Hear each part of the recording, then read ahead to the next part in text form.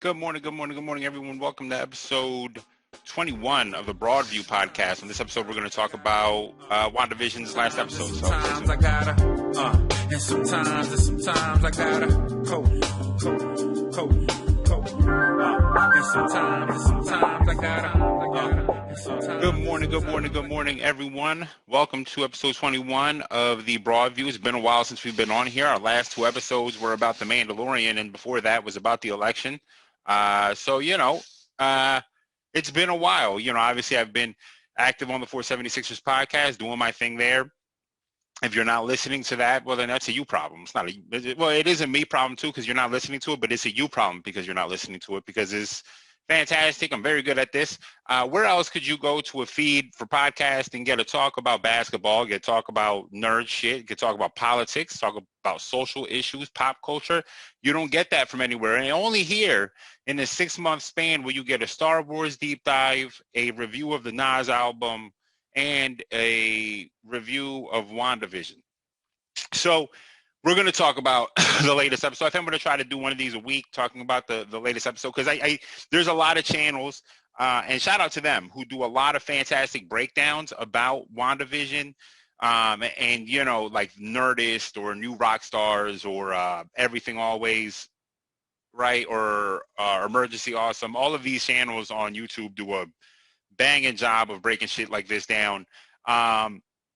But I too am a nerd, and I have different viewpoints of what they have, and I sometimes think that I don't know if they miss things or whatever. I just have a different opinion of what they have. So what I have here is my very old school notes in my handy dandy notebook that we're going to start. So we're gonna start. I'm gonna start by going down these notes, which are in order of the episode. And then at the end, I'm going to say what I think is happening to an extent. So we start off the episode and we have the Malcolm in the Middle type soundtrack, which is, whatever. It's a shout out to early 2000s sitcoms, kind of. I don't know. The only time I ever watched Malcolm in the Middle was on Fox after school. And at that time I didn't watch it. You know what I mean? I was never, it was never in the middle of my rotation. But a few things that I wanted to point out in that, I mean, just obvious Easter eggs, right? Don't stop the chaos. What if it's all an illusion? What I suspect here, this to me is two parts. One, Wanda's magic is chaos magic. So don't stop the chaos, right? That would be an allusion to how she is controlling this area, right? She's controlling this, how she's controlling Westview. And what if it's all an illusion? Now, this to me is I'm going to get to that and what I think that could mean. We see Tommy and Billy, and they're in their Wiccan and Speed costumes. I always get them confused. Billy is more in a Wiccan costume. Tommy is just rocking the colors until Pietro takes him off to get dressed. Wanda and Pietro start remembering their childhood differently, and I think this is a really interesting moment. Because they remember a kind of American, what I would consider like Halloween is not a thing that they really celebrate in other parts of the world necessarily, especially not in Eastern Europe. You know what I mean? I mean, like countries like Russia, they don't celebrate anything, except for the re-election of their already decided president every time. I mean, they don't really celebrate that. They just tell us they are. I'm sorry, that's going too far off. And so Halloween isn't really something they necessarily celebrate over there. To me, and not only that, but the memory, like the music that they play, everything about that memory is like super American. It's like a super American memory. However, you have this like old Wachovian lady giving like almost what you would imagine an American person thinks of what is happening in a country like that, right? That is what the memory is. Now, Wanda, who remembers this is confusing, obviously, because there's a piece of this that's like very, very, very, very. Who is right? Who's remembering it? Is Wanda remembering this? Is Pietro remembering this? Pietro tells her, well, you've probably shut off a lot of memories. They remember this together somehow. To me, I think this is kind of like a memory of Pietro from the MCU and of Pietro and Peter, quote unquote. We'll call him Peter because that's his name in X-Men, and Peter from X-Men, where it's this American memory and this Wakovian memory put together, which is big. A lot of people are spitting out the idea that he is Mephisto, and I don't think that's true. I think well, I'll get to that in a second. Also, obviously, Wanda's wearing her Scarlet Witch costume, and Vision is wearing like a super duper, lo-fi Vision costume from the comic books. There's this tension between Vision and it's clear that Vision is now conscious of what's happening, to an extent. Next episode is going to be really interesting, right? Because there's a trailer of Wanda saying, "This is our home," and Vision saying, "Then let's fight for it," which is almost as if is Vision, with the actions at the end of the episode, is Vision now back in tow? Is he now back asleep, or does he still know what's going on, or is he just said, "Fuck it, if I walk out of here, I'm dead. If I stay here, I'm alive." Who knows? But Vision says, Wanda says something about his costume, and Vision says, "Well, there were no other clothes in the closet," and then plays it off as if he is still within the narrative of the show. So let me see here. There's also a couple lines here that there's no other clothes in the show. This whole nightmare. Somebody says this whole nightmare. Do we let this whole nightmare win? Which I don't know if that's misdirect or if that's actually what's happening. A piece of me does think this is nightmare. And I have a, I'm going to get back to that. I'm sorry. And then there's a part where, so we shift back at one point. We go back to Monica talking to the director asshole, who I don't think is Mephisto or anyone evil. I just think that I've seen a lot of theories about who he is. I just think he's a guy, a bureaucratic guy. Maybe is even, could he be, under Hydra, something like that. I don't really think he's anybody but that, but he also seems to have PTSD, you know what I mean? Like the way it's acted, like sometimes I think that that's a thing that we get missed in some of the breakdowns, is the way things are being acted, the way he acts his scene. He like is emotional, talking to Monica about, "You guys weren't here during those 5 years. We're the ones who held it together," almost some like, fuck out of here, right? And he acts it in a way that is not some evil shit. It's just some guy who went through a traumatic experience and is like, "No, fuck this. I'm going to do it my way." And he's bullheaded, right? So I don't think he's anything evil. Based on the way he acts that, I can't imagine that being some sort of misdirect or something like that. But he does tell Monica, when he tells her to leave, he says, I just think there's a little Easter egg where he says, "You don't have the stomach for this job.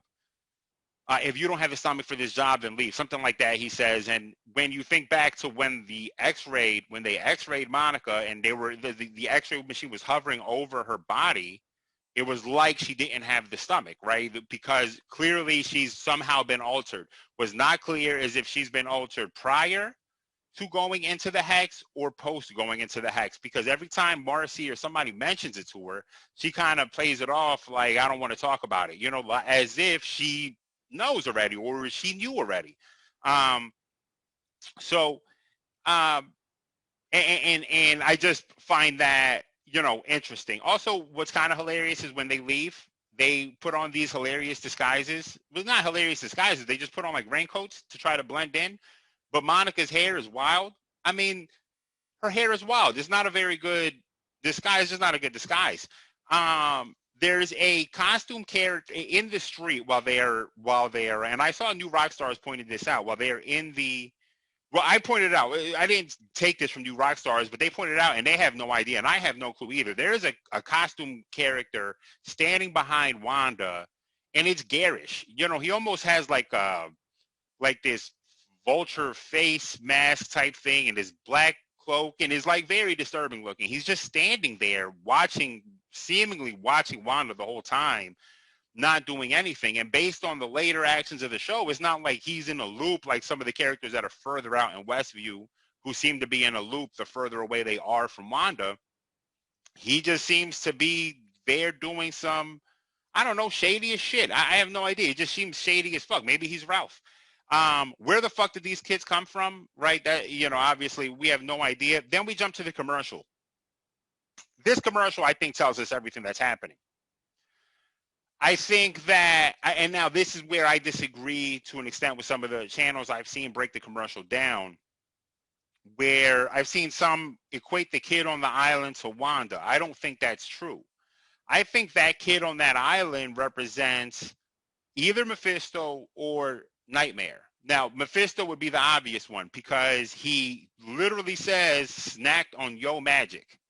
You know what I mean? So could it be Nightmare? Could one be Nightmare and the shark be Mephisto or something like that? I don't think that kid is Wanda because he starts snacking on the magic to get more powerful or whatever. So could that be giving us some idea of what's happening? You know what I mean? Where it's just very obvious. Snacked on yo magic, meaning that is a thing that Mephisto does in the comic books. But then on the other hand, this scene, this Westview is dreamlike, right? It's very dreamlike, and that's super Nightmare. So here's another place where I think they you know what, before I even get, I'm going to jump ahead of the Quicksilver thing. I just want to point out, apparently any scientist can be a hacker, which is weird. Marcy decides to stay behind to hack into the most secure network in this reality. If you're a scientist in the MCU, you can hack into things. If you're a scientist in comics and in movies, you have the ability to hack into anything you want. And poor hackers out there who've been doing this shit, there's no physicist that's just going to hack into some shit. I just want to say that. They're tracking Vision's vibranium. Well, specifically, they're tracking down the decomposition of Vision's vibranium, which is interesting because, I mean, I don't know. I guess it's not that interesting. Why are they tracking the vibranium? How are they why are they tracking the vibranium? How are they tracking the vibranium? You know what I mean? I've seen people suggest that somehow the director is tied to Ultron. I don't know if I believe that, but could Ultron be around? I don't know. I think that's a stretch. I think bringing Ultron back, which is kind of got it. Not that Ultron, listen, they kind of discard Ultron a little bit too easily. Not that they discard him easily, but Ultron could be like his own big bad asshole. You know what I mean? I don't know, but whatever.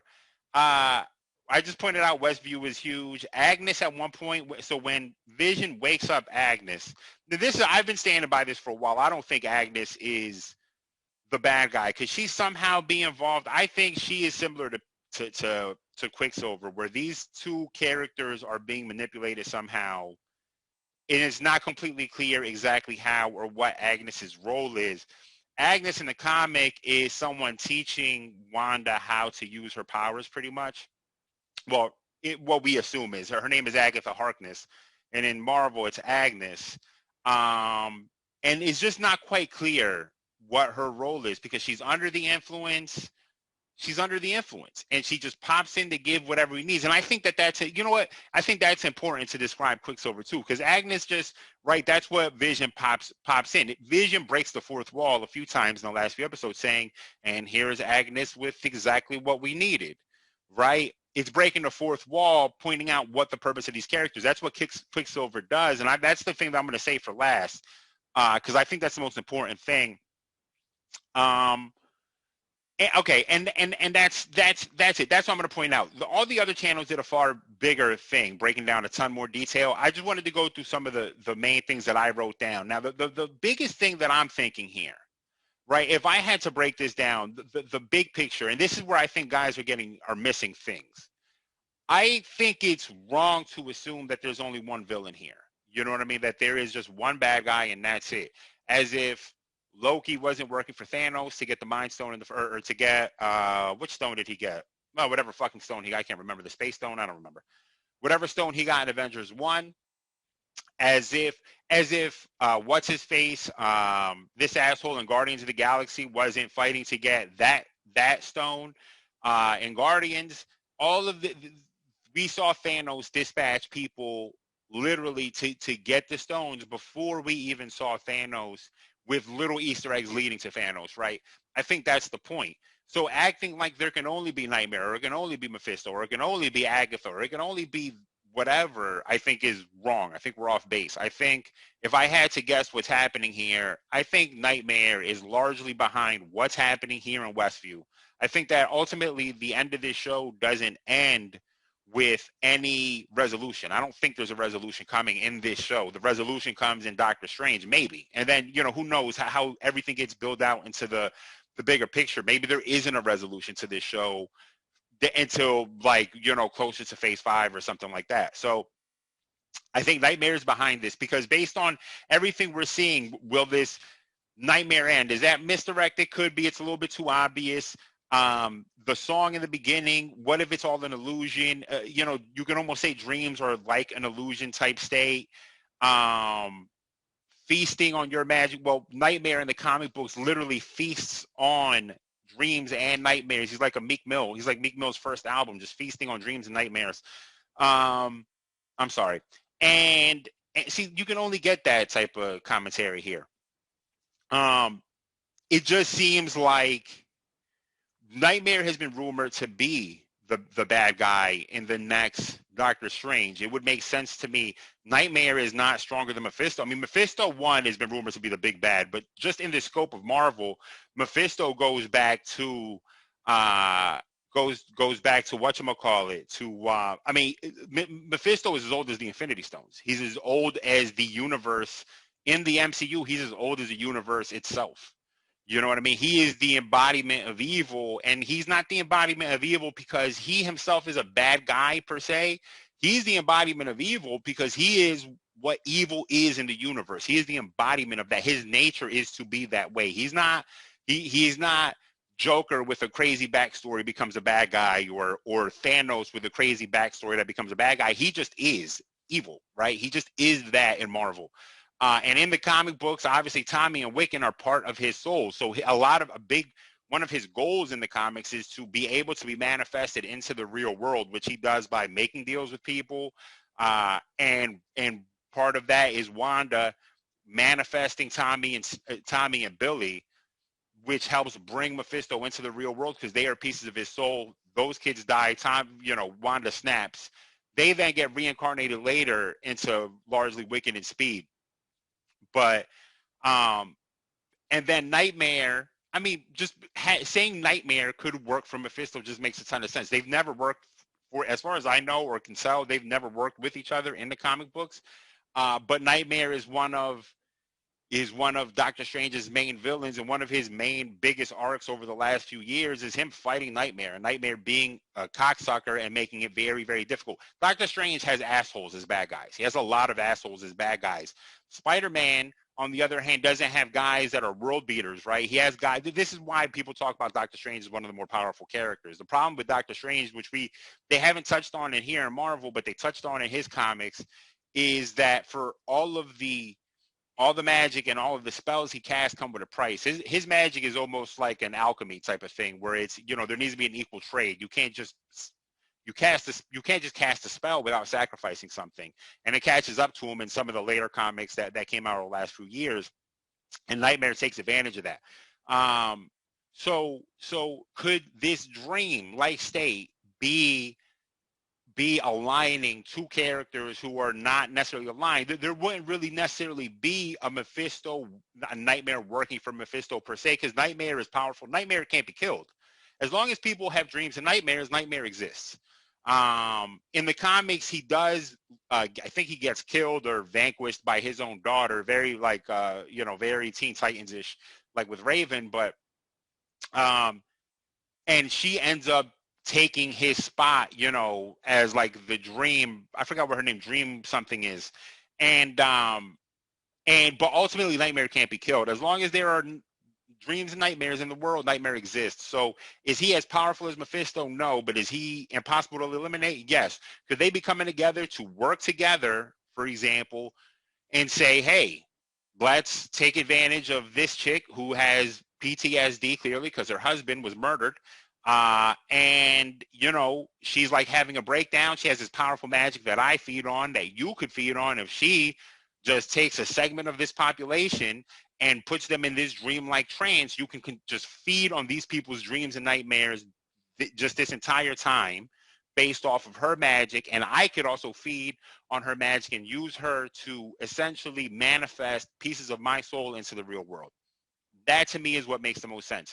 I don't think Quicksilver is Mephisto, even though the funniest thing is the argument for him being Mephisto. One of the arguments, which I didn't see anyone point out, is when he goes into his costume, right? When he goes into his Quicksilver costume, he goes to the comic book hair, and you know, it's similar, but the hair is really enveloped in a way that is very like, you know, look like horns. You know, I don't know. Like, would that be a clue? I don't know. No one pointed that out. I found that interesting. I don't think he's Mephisto, though. Could he be working? Could he be influenced by Mephisto? Yes. Ultimately, what I wanted to pause on earlier was Quicksilver explaining what he is here for, right? And this is another thing I think people miss. When he explains it, he says, you know, I'm here to bring you grief and all that, right? Well, a lot of people try to point that out as saying he's saying that that's his cell as Mephisto, but they miss that right after he says, I'm here to bring you grief, he says, isn't that what you wanted?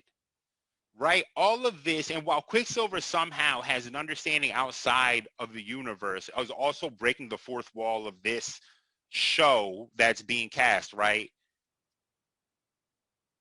Him saying that means that his conscience would have been rewritten to be here so he could be this. Isn't this what you wanted? You know what I mean? He's asking that. Now, could that be a nefarious thing? Listen, I could be wrong. Maybe he is Mephisto and he's saying, is this what you wanted? Isn't this what you wanted? A deal with the devil here, essentially, right? I don't think that's the case. I think he's there maybe under Mephisto's power or influence. I think that's probably likely. Could Mephisto be powerful enough to bring somebody from another reality into this reality? Did whatever Wanda do unite realities here? I mean, Doctor Strange is the multiverse of madness. To go backwards, right, and say that Quicksilver is Mephisto would be to waste the opportunity to introduce the multiverse and bring the X-Men in. To just waste Evan Peters would waste that opportunity. You know what I mean? That completely wastes that opportunity. So just from a show standpoint or from a writing standpoint, why, to me, that doesn't make sense. Why wouldn't you have him as Evan Peters being influenced by Mephisto, just confused of of everything that happened, just confused of everything that's happening here, right? And you know, coming here, have some of the memories of him previously, knowing that he was killed, that he's been dead and now is alive, and just saying, yeah, you know, I'm down with whatever you're doing. You know what I mean? You're my sister. I'm down with it. What's interesting is we never see his sister in the X-Men. You know, Scarlet Witch doesn't really exist in that universe. You know what I mean? As far as we know, obviously, because she existed here. So, you know, how much he knows, what he knows, when he knew it is all confusing. I just think it'd be a waste of time to introduce him as just a puppet for Mephisto in a way that he is Mephisto. It's interesting to keep in mind that at different times, Scarlet Witch and Quicksilver have been bad guys. Not necessarily bad guys because they're evil, bad guys because they are the children of Magneto, and Magneto, they would work with or for Magneto, more famously with the House of N comics, where Wanda essentially gives the world to Magneto, which we see a fraction of her power here as she expands Westview. I mean, who knows how much he expanded it? You know, it was 5 square miles. That bitch tripled probably, you know, because remember, it's expanding out, right? So every time it expands out, that expansion gets multiplied and multiplied and multiplied as it's going out, right? So who knows how big this bitch is now? Westview is Eastview. You know what I mean? Now it's the same. So who knows? a couple questions to keep in mind here. I think that to going forward, with what's going to happen. So obviously, who is Quicksilver? What is his nature? I said what I think. I think Quicksilver. I think is Quicksilver. You know what I mean? Being influenced by Mephisto, by what's happening here, and is a bad guy. Is Vision still alive? I think Vision might still be alive, just not in that body. Just like Ultron, right? Remember, in Avengers 2, Ultron had the ability to transfer his consciousness from Ultron body to Ultron body. I think Vision probably has the same ability. Why wouldn't he have the same ability to do that? You know, he's just an AI powered by the Mind Stone. Is it possible that Shuri, remember, the end of Infinity War is Shuri desperately trying to find a way to get Vision to work without the Mind Stone, right? She's working on it. She's not trying to find a way. She has a way to do it. She's just working on doing that so they can extract the Mind Stone, have Vision still be alive and destroy it. So could Vision just be that? Vision doesn't have the Mind Stone in the comics. You know, it's just Vision. So he would just be reverting to his pre-MCU self, where he is just a guy without the Mind Stone. So could his body be existing somewhere else? I don't think Vision is dead per se. I think this body is dead and it's being puppeted by Wanda. I think that's an important thing because I don't think Wanda can bring people back to life in here. I think that is a misdirect. Her ability to bring things back to life is a misdirect. She couldn't bring the dog back to life. She said, some things have to stay dead, blah, blah, blah, blah. Whatever she said is bullshit. She couldn't bring that dog back to life. Quicksilver, she didn't bring back to life. They brought in a different Quicksilver from a different multiverse, right? From a different universe, an alternate timeline. They bring in that Quicksilver. She didn't bring him back to life. She doesn't bring Vision back to life because ultimately that Vision is just a body. It's just a body. It's a cyborg. You know what I mean? Being powered by the Mind Stone, which in this reality of Avengers, Wanda's powers are manifested from. Her powers are a manifestation of the Mind Stone, which they might use to bring in mutants. Or which they could use to bring in superpowered individuals, like what's happening with Monica Rambeau. Did her powers awaken something, right? I think one thing that you Stars has pointed out, which is I think is probably spot on, is that they're probably going to explain it away that some characters have their molecular structure is available to mutation. And that's what happened to Quicksilver. That's what happened to Wanda. That's what's happening to Monica. I don't think that's going to explain all the mutants, though, when we get all the mutants. So the next question after that is, well, there's supposed to be some big cameo on the scope of Luke Skywalker. Let's keep that in mind. So when you're giving out predictions, what character in Marvel is Luke Skywalker's scope? Well, in terms of legend, in terms of power and ability, there's really two, arguably. You know what I mean? There's really only two. If it's a cameo, that means we must know who the person is already. And according to Paul Bettany, he's never worked with this person, has always wanted to work with this person. So that leaves like two or three likely people. Patrick Stewart as Professor X, which is my bet, which I'll get to in a second. Ian McKellen as old Magneto, or actually I think he was in a movie with Ian McKellen.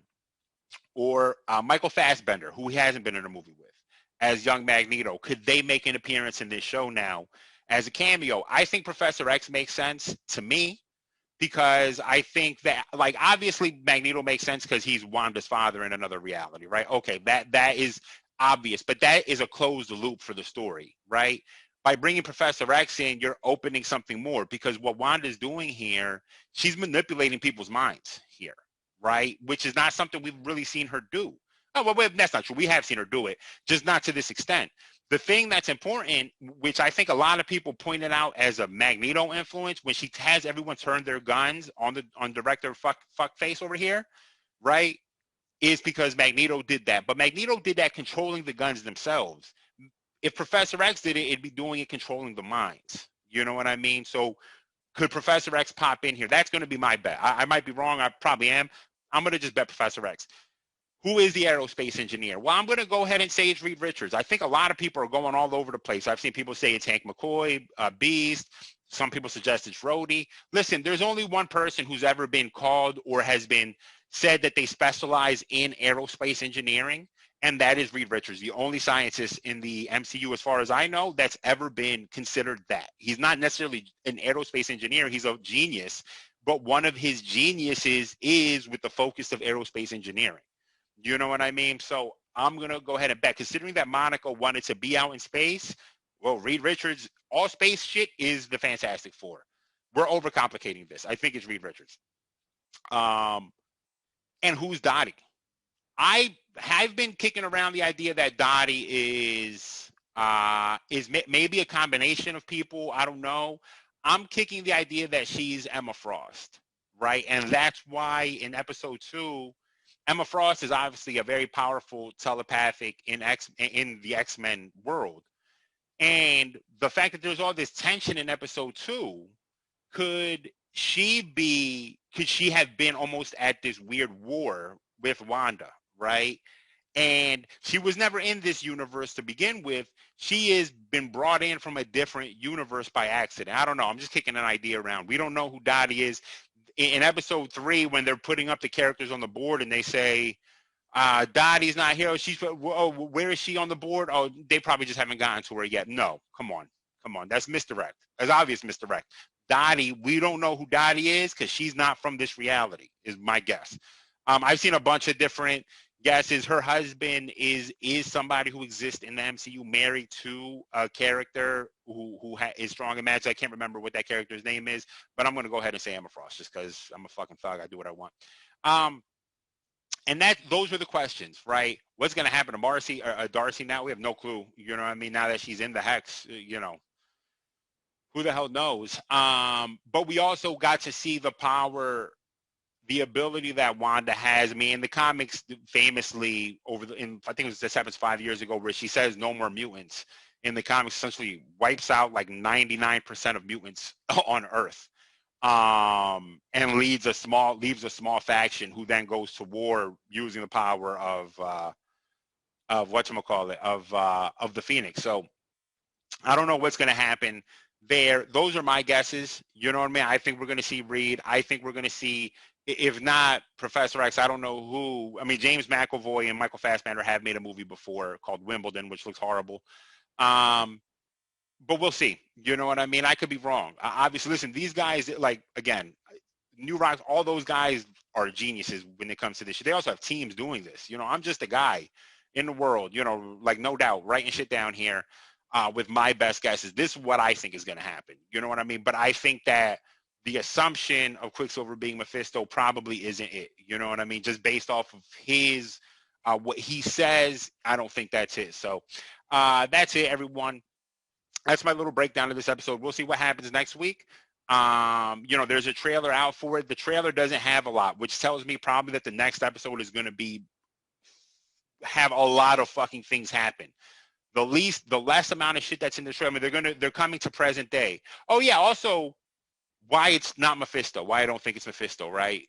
Why Quicksilver is not Mephisto? Because this happens in the 90s, right? The era of sitcom when he comes in, the era of sitcom is like a 90s era sitcom. And it's not, why wouldn't Mephisto just bring in Aaron Taylor Johnson if it was that easy?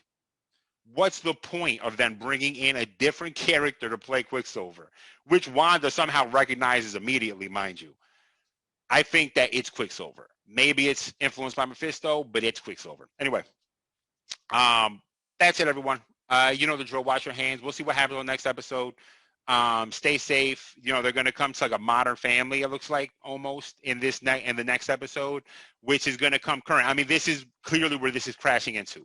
Right, they're going Modern Family, which is 2000s. I don't know if there's any 2010s. Maybe they'll go like Always Sunny in Philadelphia. That'd be fucking hilarious. I don't think so though.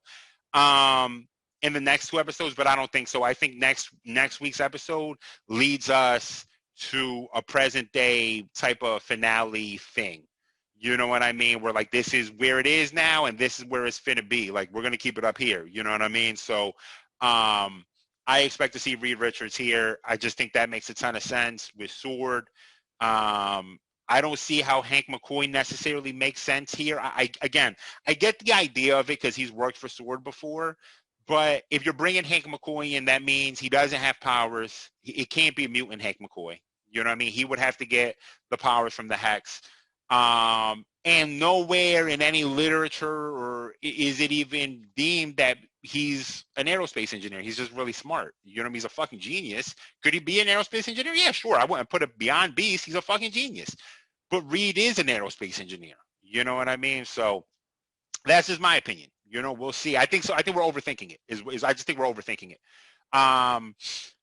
Yeah, that's it. Let's see what happens. You know what I mean? I'm excited for this era of Marvel. There's a ton of shit that's going to happen. I think at the end of this season, I'll talk about some of the things that is clear with I think where they're going to end up going with Captain America and why I think Wolverine is probably going to, I mean, not Captain America, with Winter Soldier, Falcon and Winter Soldier, and why I think Wolverine is going to make an appearance in there. And I'll talk about that when we get there. But it's an exciting time. You know what I mean? The nerd in me is alive and well, is awoken with, you know, hope and love, you know, because Sony had been fucking up X-Men for so long, just ruining my childhood at every turn, just ruining it. You know, my childhood was ruined for a lot of other reasons, you know, a ton of different traumas.